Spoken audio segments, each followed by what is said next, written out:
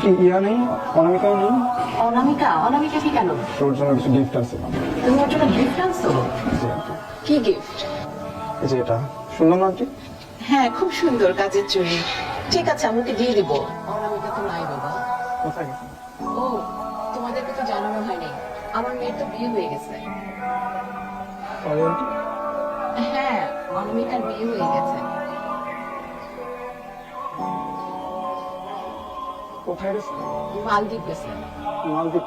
আরে